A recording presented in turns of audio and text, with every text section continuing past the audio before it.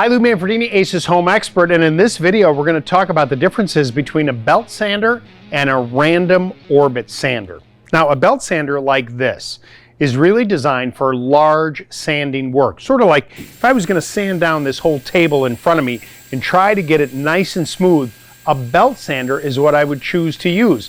It isn't really for fine sanding, although you can use it for that if you use the right technique.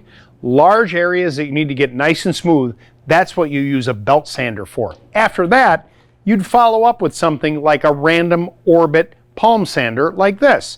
You can get different grades of sandpaper to go on the end of this tool, just like the belt sander.